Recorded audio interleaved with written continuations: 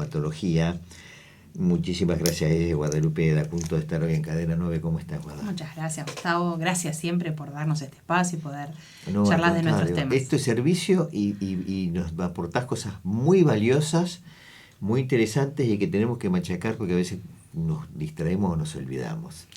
Sí, sí. ¿Te pasa a vos con tus hijos? ¿Todos los días tenés que recordar? Todos los días. Bueno. Exactamente. Bueno, esto es un trabajito así, muy similar, no es de hormiga. Es todos los días ir recordando las mismas cosas. Sí, pero bueno, entendemos que a la larga son políticas que se instalan, ¿no? Uno a veces mira el recorrido hacia atrás y dice, bueno, algunas cosas fuimos mejorando. Pero en otra época, recién yo un poco en broma, cuando te iba a estar presentando, decía, nos vamos a ir de faena. Yo observaba en la zona, sobre todo en la zona rural o en las chacras, las familias que faenaban y tenían todos los cuidados de sanidad. Sí, totalmente. Sí, claro que sí. Son prácticas que se fueron heredando. Quizás uno lo que hoy ve es que se dejó de hacer ciertos cuidados, ¿no? Porque hubo un quiebre, la pandemia también fue parte de ese quiebre, ¿no? Pero bueno, también vos hablabas de la cantidad de hijos que tenías en tu familia, entonces obviamente que era una forma de poder alimentar además, a lo largo del bueno, fuera tiempo, del micrófono, ¿no? yo le contaba que participaba de las faenas en el campo. Mi abuela era la directora de la orquesta. Claro, mi padre con 8 hijos, mi tío con 5, íbamos todos a colaborar. Sí. Y era una fiesta, además. Sí, tal cual. Bueno, la idea de nosotros es esa fiesta poder ayudarla, ¿no? Al costado ir... nosotros estamos hablando de la triquinosis. La triquinosis es una enfermedad que es zoonótica. Zoonótica se dice cuando es el animal que está enfermo y se le transmite al humano mediante la ingesta de ese animal, ¿no? Y que el animal no presenta ningún síntoma. Y sin embargo nosotros cuando ingerimos esa carne nos enfermamos. Y puede ser una enfermedad desde algo leve como un dolor muy fuerte en el cuerpo hasta la muerte, ¿no? Porque ese parásito se puede alojar en ciertos órganos que son fundamentales para nosotros. Entonces eso es lo que puede llegar a ocasionar la muerte. Entonces, para evitar todo esto, con simplemente hacer un análisis de ese animal, que eso nosotros pedimos que aunque sean 100 gramos como mínimo, ¿no? De la entraña, nosotros la analizamos, hacemos una digestión enzimática, que es como la simulación de lo que pasa en el estómago, y podemos determinar si tiene o no esa carne larvas de triquinela. Y de esa manera comer de forma tranquila la carne, ya sea que vamos a hacer un embutido, que vamos a hacer una salazón, que vamos a hacer un chacinado, ¿sí? Muchas veces entendemos que quizás el día que nosotros tenemos, que es el día jueves de análisis, ¿no? Pero que es el día miércoles que recibimos las muestras hasta las 5 de la tarde, quizás después, por la vorágine de hoy, del día, ¿no? Se decide el fin de semana trabajar y hacer estos chacinados, hacer la matanza, y que se dieron cuenta de que no trajeron la muestra. Bueno, no pasa nada, guarden la muestra, la guardan en la heladera, no la congelan, la guardan en la heladera, y después en la semana nos la alcanzan. Todo lo que se consuma de ese animal que se está faenando va a tardar como mínimo entre 15 y 20 días en consumirse. Entonces, hay un tiempito que nosotros podemos analizar esa muestra. Lo peor que nos puede pasar es que dé positivo y tengas que tirar todo lo que vos hiciste, pero no te vas a enfermar. Entonces, si por una cuestión de logística no nos podés traer la muestra... Claro, pues estoy pensando, alguien que está en la zona rural, que lo hace, dice, ¿cómo se lo llevo a bromatología? Sí, y sobre todo hoy que entendemos que con esta lluvia, además, que quizás, bueno, nada, en su espacio, con la gente que tienen en el campo, pueden hacer la faena y pueden hacer esta factura casera. Sí, pero no consumirla hasta no tener la muestra. Claro, exactamente. Entonces, hay unos días que se puede, ¿no? Entonces, lo que sí es tener la muestra que esté refrigerada, no congelada, es importante eso, porque habla de la letalidad. Si llega a haber una larva, es más difícil detectarla, ¿no? Porque es como que queda en stand-by. Bien, Guadalupe, esta campaña ustedes sí es cíclica, la recuerdan permanentemente y nosotros como un medio de servicio de comunicación también la recordamos. La pregunta es, ¿vos notás que hay mayor conciencia y que permanentemente vienen más controles, llegan más controles a bromatología? Sí, bueno, mira, acá lo voy a... esto de la concientización y de la prevención surge hace unos años, nosotros le hicimos al ministerio... viendo todo cómo estaba la problemática en los 135 municipios y cómo también estaban en otras provincias, que tenemos una muy buena relación de comunicación con este tema, se solicitó que se establezca una semana o un mes en mayo o en algún mes, porque empezamos así, ¿no? Claro. Para poder instalar y hablar todos los organismos de control, las escuelas, lo que está referido al contacto con la comunidad, ¿no? Desde ustedes, desde los periodistas, para difundir este tema. Yo creo que la gente sabe qué es, o sabe al menos que existe algo en el cerdo. Creo que a veces esta barrera de lo que yo te comentaba, de uy, me olvidé de llevar la muestra, bueno, entonces ya está, no pasa nada. No, se entiende que durante muchísimos años no pasó nada, pero insisto con esto, el cerdo no manifiesta nada. Claro. Sí, si está en condiciones peores, eso aumenta la probabilidad que tenga triquinosis, ¿no? Pero puede estar en un lugar impecable, alimentarse perfecto. A eso iba. ¿Y de dónde le viene un cerdo con el cuidado de la alimentación? Porque saben que después va a ir a la faena. Bueno, el vector principal termina siendo un roedor, ¿sí? Bien. Entonces, un roedor que está en ese chiquero y el cerdo de por sí ya es cazador, trata de agarrar ese roedor, y si ese roedor tiene triquinosis, ahí es donde en su ingesta empieza el ciclo de la triquinosis. Pero bueno, volviendo a tu pregunta, si tenemos más gente, ¿sabes lo que nos pone muy contentos? Que cada vez tenemos más cazadores. Más cazadores de jabalí, porque recordamos que la triquinosis no solamente se manifiesta en el cerdo, sino también puede estar en el puma. Acá el cerdo, claro, ¿no? Puede ser también en el jabalí. La provincia ahora, bueno, está libre la caza de jabalí y sabemos que hay por todos lados jabalí. Nosotros estamos recibiendo muestras de muchas localidades. O sea, si bien son ciudadanos del 9 de julio, son ciudadanos del 9 de julio que van a cazar quizás a otros partidos, ¿no? Entonces traen su muestra. Eso nos indica una gran responsabilidad y entendimiento de que, bueno, hay una realidad que es que hay triquinosis libre, por decirlo así. Claro.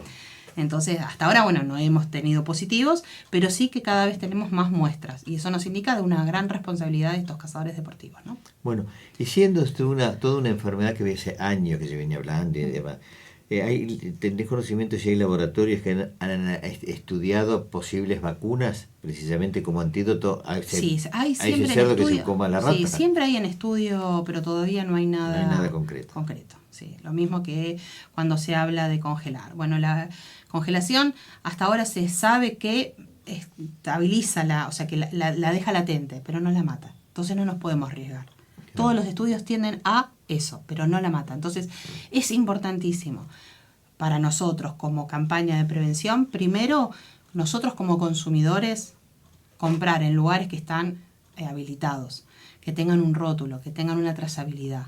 Porque si llega a pasar algo... Los establecimientos ya vienen años y paralelamente a ellos ya tienen ese compromiso comercial fuerte y los controles...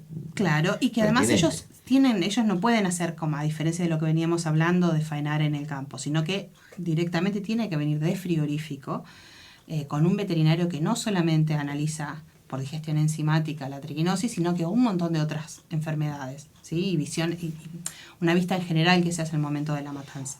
Entonces, para lo que es comercial, siempre tiene que venir de frigorífico. Pero bueno, nosotros como consumidores es ir a comprarlos a ese local.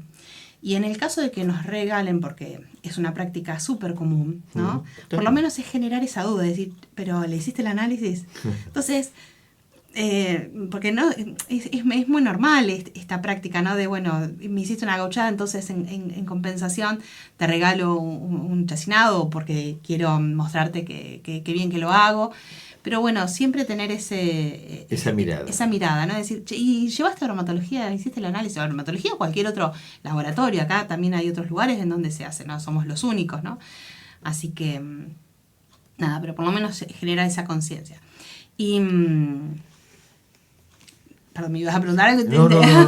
No, es que es muy interesante todo lo que estás mencionando, porque en una época, sobre todo junio, ahora es julio, así que tenemos que tener ya toda la precaución ahora, para lo que se venga junio y julio, que la gente tenga ahora cuando baje la temperatura. Claro, por eso, cuando la gente levante tenga todas las antenas, y se estira mucho las vacaciones de invierno, porque están un poco más relajados, pueden ir la familia y demás. Sí, porque es una fiesta, ¿no? No deja de ser eso, ¿no? Claro. Una fiesta es vivir un momento entre nosotros todos. lo vivíamos como una fiesta y cada uno tenía un rol y una actividad. Sí. Y lo disfrutábamos además. Sí. Y después, bueno, venía la parte del estacionamiento, el cuidado y demás, y después de disfrutarlo con el sabor. Sí. La famosa piecita donde se secaba. Sí. Bueno, y había en el caso de mi familia, los tarros de leche vacíos, los grandes, porque además teníamos tambo, se llenaban de avena y se guardaban para la conservación y conjuntamente con el secado. Mira. Y otros la misma grasa del cerdo. Claro, en grasa sí, pero nunca lo había escuchado en avena. Mirá vos. Y cualquiera de los dos los mantenía y sí, que bajaba la humedad. Tal cual. Y interesantísimo las dos prácticas. Sí, se llenaban los tambores. Se hacía cantidad, todo un año duraba todo eso. Sí, es que la idea era prolongar la vida útil. Originalmente surgió así, ¿no? En el momento de que se podía... Y el secado de los jamones, bueno, y todo lo que significa... Sí, es que en realidad hay todo después de todas esas prácticas y por qué hacerlo en el invierno, hay un fundamento también científico, ¿no? Claro. A partir de esa práctica. Eran unos estudiosos, nuestros ancestros, estudiosos de las condiciones, ¿no? De prueba y error. Después con los años, bueno, pudimos darle nombre a esas pruebas y error, pero por algo se hacía en el invierno, ¿no? Donde se podían controlar las bajas temperaturas, donde las bacterias que tienen que... Porque el chacinado es una fermentación. Hay bacterias presentes y son bacterias que en una temperatura baja les gusta crecer. Entonces, ese ciclo de que necesitan un poquito más de temperatura, menos humedad, más humedad, menos temperatura, todo ese ciclo... era la época ideal, es el invierno, ¿no? Entonces esperaban que no llueva, que todas esas cosas. Sí. No, pero muchas cosas llegaban en las manos de nuestros antepasados que vinieron de Europa y que también ellos tenían todas esas prácticas y que no tenían las heladeras de ahora y demás, tenían otra modalidad. Mira, yo te voy a contar una anécdota porque viene al caso. Cuando yo estaba estudiando en España, yo viajaba mucho al sur de Francia. Uh-huh. Y sobre todo los fines de semana largos, lo único que tenía que hacer era cruzar los Pirineos y me recibían con mucho amor una familia francesa. Y un día, Dominique, el dueño de casa, que donde me hospedaba, me dice, vamos a ir hasta la casa de mi mamá a saludarla. Le digo, sí, la quiero ir a saludar. Bueno, vamos a saludarla. Y estaba haciendo mermeladas. Y entonces tenía un sistema, los frascos además, y un sistema de envasado al vacío, todo casero. Y entonces le pregunto lo que estaba haciendo. Entonces me cuenta, claro, estábamos hablando de épocas estábamos bajo nieve en ese momento. Primeros días de enero, mitad de enero, bajo nieve. Entonces le digo yo, y esto no sé, sí, dice, es la costumbre que yo heredé de mi abuela y me fue contando la historia. Y tenían una pieza con todas las conservas que iban después para alimentarse en esa época del invierno, a lo largo del año. Sí. Y la estaba terminando de hacer y me estuvo mostrando todo rotulado, un sentido de cuidado, de higiene, y a su vez desde lo casero, pero también que tenían la máquina que me la mostró para la tapa al vacío. Bueno, sí, la tapa corona. La tapa corona. Bueno, eso... que en alguna época esto ocurrió en la Argentina. Después todo eso se perdió, salvo excepciones. Sí. Hoy, como había de excepciones. Hoy ustedes lo están alimentando fomentando, mejor dicho, a través de los cursos, de las buenas prácticas de la alimentación. Sí, que tenemos una ordenanza que justo ahora está en revisión, ¿no? Por algunas cuestiones que solicitamos modificar, pero sí, la del elaborador artesanal es una ordenanza que surge para fomentar, ¿no? Aparte es no perder estas costumbres de elaboración artesanal. Hoy la mayoría de las cosas que estamos consumiendo son industrializadas, que no significa que estén mal, pero nosotros fomentamos la diversidad, ¿no? Que haya una gran oferta de todo. Entonces, cuando vos tenés desde una mermelada que se hace de forma casera, en donde los únicos ingredientes son fruta y azúcar, también hay que darle el lugar. Y a veces las leyes nacionales o provinciales ahora no tanto en las provinciales, porque la verdad es que en los últimos 3 años ha habido una flexibilidad muy grande. Pero si no, te subía la vara de tal manera que tenías que terminar teniendo casi una industria para poder elaborar estas cosas. Entonces, hace unos años nosotros hicimos, en el 2017, fue la última modificación de esta ordenanza del elaborador artesanal, que era para poner esto mismo, ¿no? La señora que hacía la mermelada en su casa, que la puede hacer bajo ciertas condiciones, ¿no?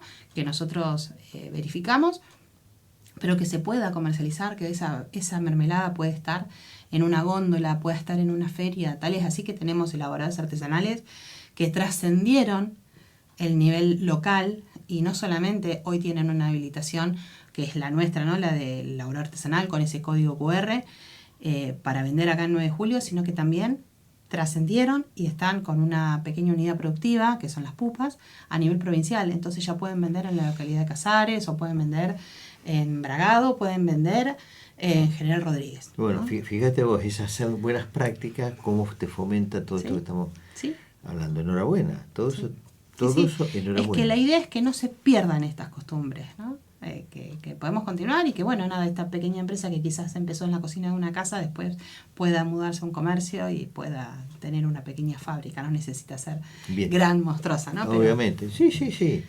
Bueno, y viene otra jornada ahora para manipulación de alimentos. Sí, venimos ahora para la tercera semana de mayo, si no me equivoco es el 19, si no, no estudié bien la fecha, pero sí creo que es el 19 de mayo. Ya igual los cupos lamentablemente está cerrado desde... ¿Por qué lamentablemente? Enhorabuena. Sí, no, ni hablar, lo que pasa es que lamentablemente no, lo que se enteró ahora. Claro, lamentablemente, perdón, en el mismo momento que estamos comunicando que estamos haciendo el curso, o sea que se va a comenzar el curso, ya no hay disponibilidad. No, ni hablar, que es enhorabuena, que ya llegamos el cupo se cierra a los 50 por una cuestión de capacidad, porque no hay más sillas, entonces nada, lamentablemente el sistema cierra a los 50. Pero sí, estamos, la modalidad de este año fue cambiar el horario. La verdad es que al principio teníamos miedo porque nosotros siempre lo veníamos haciendo en un horario de corte de los comercios, claro. Que era para adecuarnos, y por una cuestión de organización de la oficina decidimos hacerlo a la mañana, y teníamos miedo de cómo, y la verdad que tuvimos una adhesión impecable. Las empresas lo tomaron muy bien, mandan a su personal a capacitar, entonces se van turnando. Nosotros las fechas estamos haciéndola acá en 9 de julio, mes por medio, porque entre medios estamos yendo a las localidades. Claro. Ya fuimos a La Niña, ahora nos toca Deney o Patricios, estoy en duda cuál es la localidad que sigue. Pero la idea fue ir mechando mes por mes y que tengan también las localidades la posibilidad de que nosotros vayamos y que ellos puedan capacitarse, ¿no? Porque no hay que perder de vista que en todas las localidades tenemos comercios y que enhorabuena cada vez tenemos más comercios en las localidades. Que eso también es algo positivo. Bien, Guadalupe, muchas gracias por toda la información que nos estás brindando. Muchas gracias a ustedes.